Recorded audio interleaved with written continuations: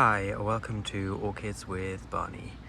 Today I am showing Encyclia osmantha, which is just coming into bloom. It's got a few more buds yet to come. You can see it's got a really tall flower spike and really widely spaced flowers, so it's quite a delicate flowering effect, but really lovely flowers. It's sort of pinky purple on the lip, white lip, and then this kind of chocolate into olive colour on the petals, which I really like.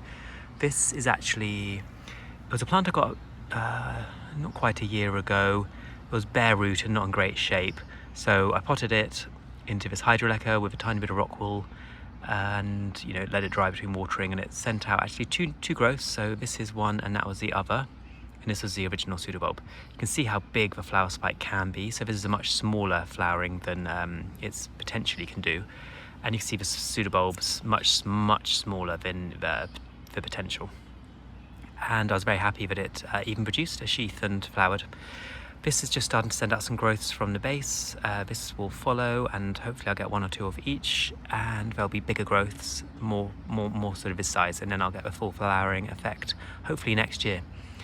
But you can see it's got this quite sturdy flower spike. It holds itself upright quite nicely, and one of the reasons it's named osmantha, or the reason really, is that osmantha is to do with fragrance.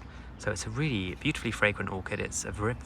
When it first opened, after about a week it developed a fragrance. A few days, 4 or 5 days, it starts to get fragrant, and at that point the fragrance was like a very nice, refined, perfumey sort of fragrance, really pleasant, but it had this horrible undertone of musty, dustiness, which was really took the edge off.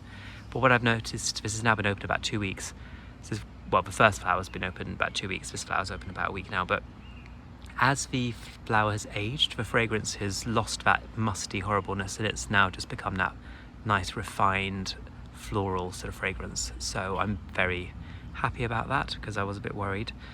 But when you have limited growing space, at least for overwintering, that you don't want a plant taking up space that you're not loving. But I must say I have really come around to the fragrance of this now. It's settled down, so I'm very happy with this, and I really love the delicacy of these flower spikes, and I'm very much looking forward to when, hopefully next year, when it flowers and I'll get a much bigger, taller, maybe even branched inflorescence, which will be really spectacular.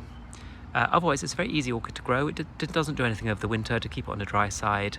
It grew through last summer. Flowers this time of year, which is now May, so it started developing this flower spike back in, I think, sort of early March, end of February, and then when the flowers are done, it'll really kind of get underway with its growth, hopefully put on a bit more vigor with its growth. Now it's established some roots, so I think maybe this summer could be quite good for it. The following summer, after 2026, will be even better. It was 2027, I mean. So yeah, 2 summers time I think will be the good one. But this is Encyclia osmantha. Really lovely fragrance, very unusual plant actually, not very common. And this is Orchids with Barney. Thanks for watching, and happy orchid growing.